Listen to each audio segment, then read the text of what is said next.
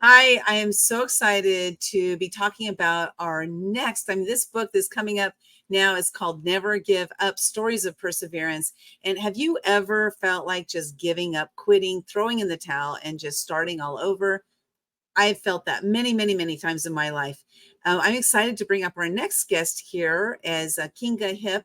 I'm going to bring her up here. And Kinga, I'm so excited to introduce you, to our audience here today about this book, Never Give Up. And first of all, before we get into that, I'd like to know, like, what was it about this title that made you say, you know what, I'm going to go ahead and be part of this book? Well, I can remember when you said the name of the book, and I got goosebumps.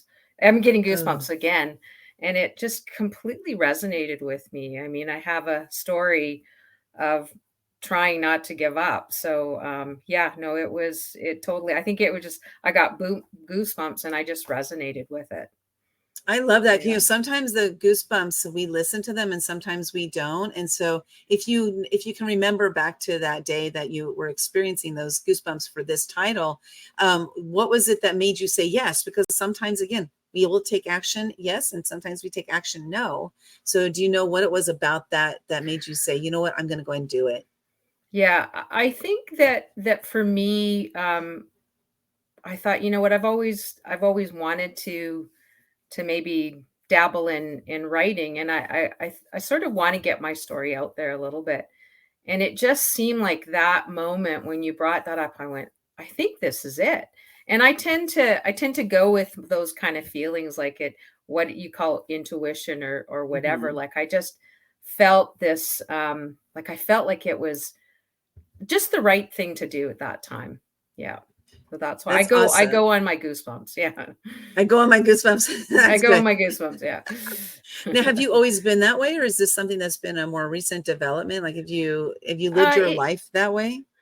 I would say it's more recent. It's kind of in the last sort of 5 or 6 years I've been more like that. I had a pretty big event, traumatic event happen in my life. So I think that changed me, and I tend to yeah, I go on my intuition now. Yeah. What have you noticed different in your life from doing that? Because you said it's been more recent. So, what, if anything, have you noticed different in your life by going based on you say go on my goosebumps, right? So you go on your goosebumps. What has anything changed for you?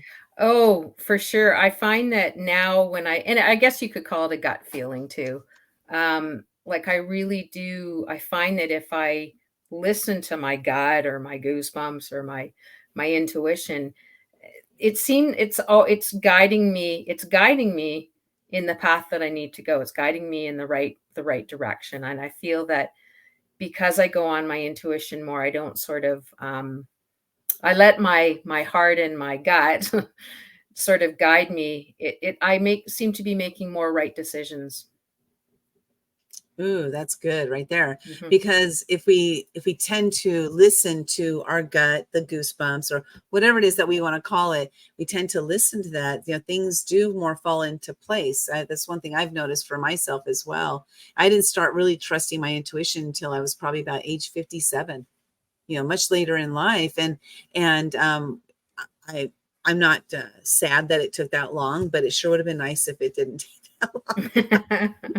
That's for Yeah, sure. That's for sure. Let's see yeah. your chapter title for the book, Never Give Up. We're talking about this book right now, Never Give Up, Stories of Perseverance.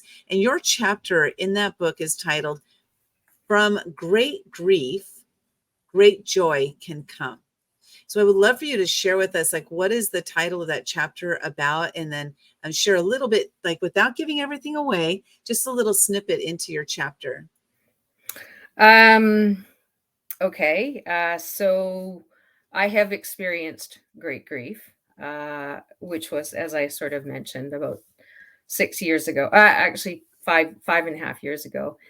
And I've learned a lot. I've learned a lot from that.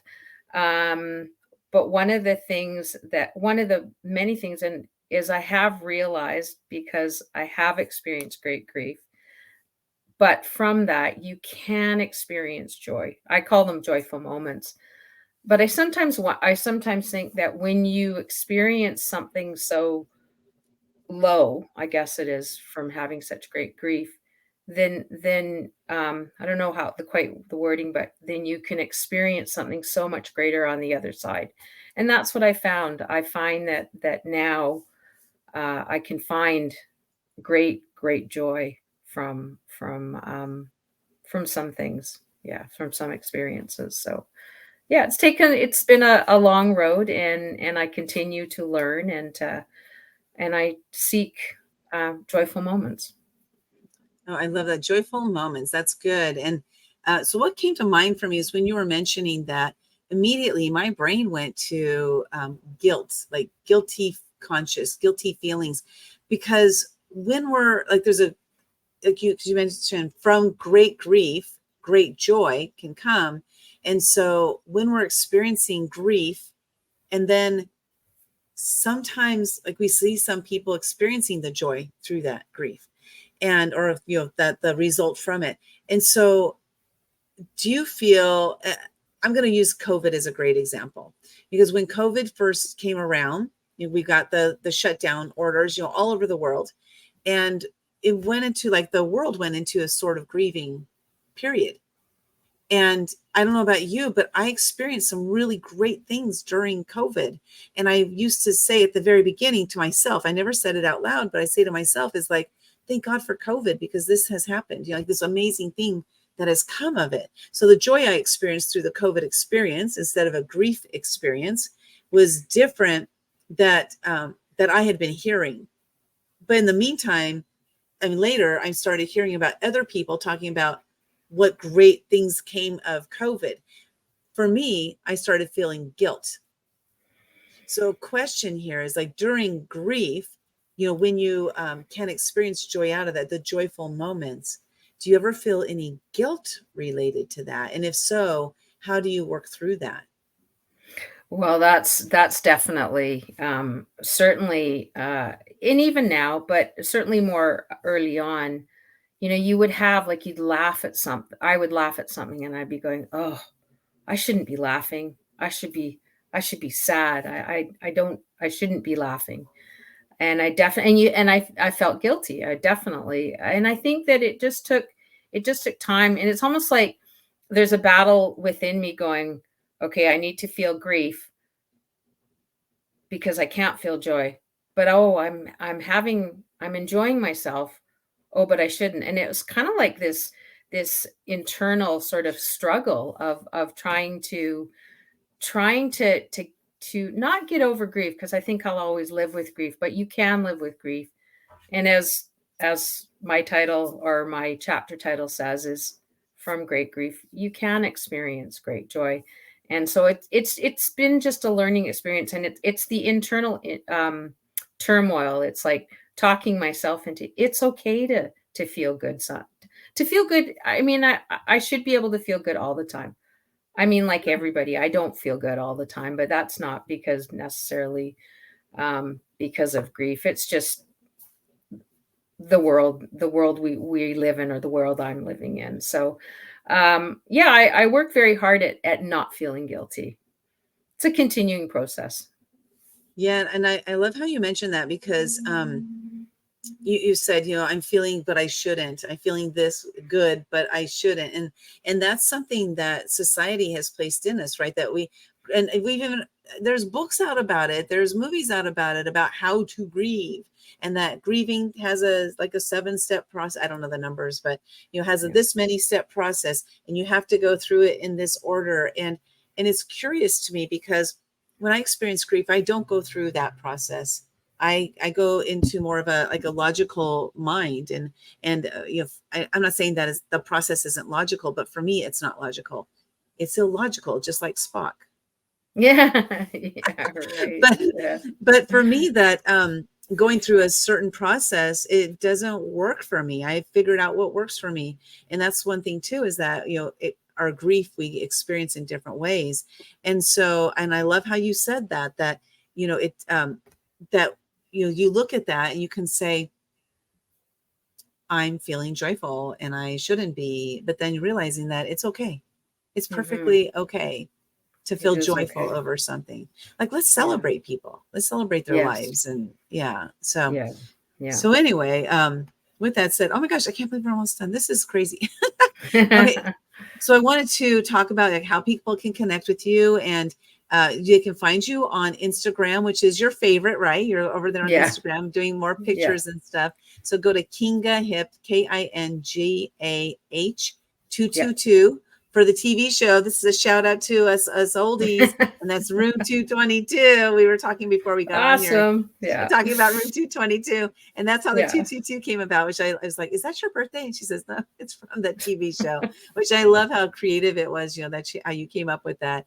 And then, Yeah. or you can follow her on Facebook as well at Kinga Hipp. Just find her name over there on Facebook.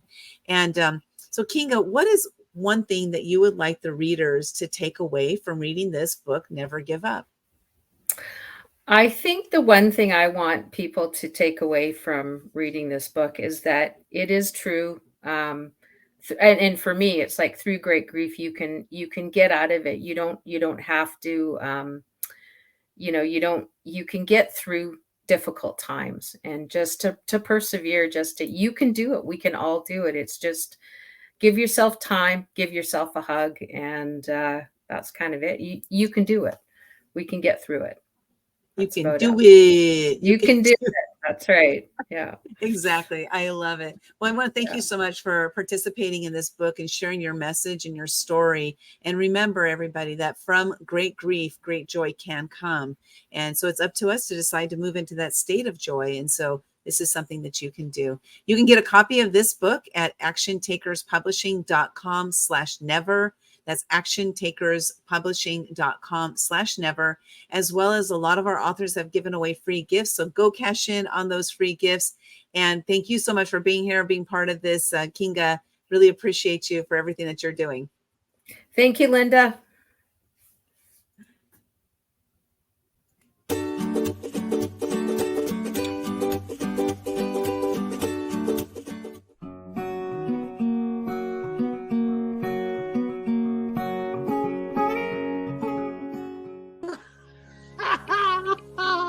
Oh my gosh.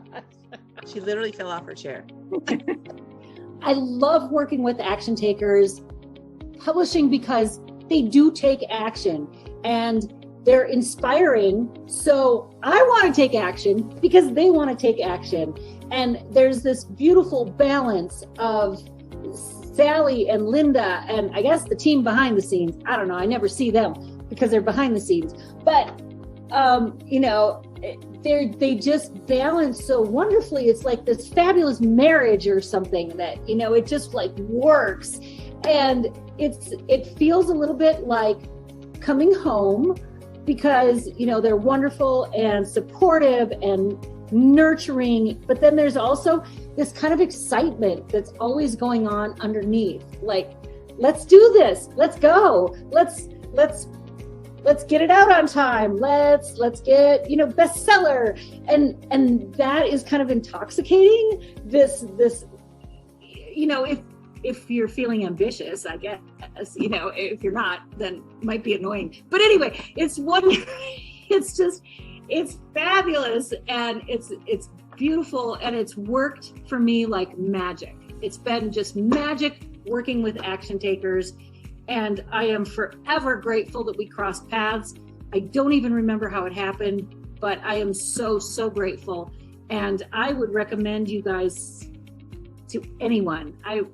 When people have asked me, who's publishing your book? And I say, Action Takers. Here's their number. Call them. It's great. So yes, it's been wonderful. Thank you.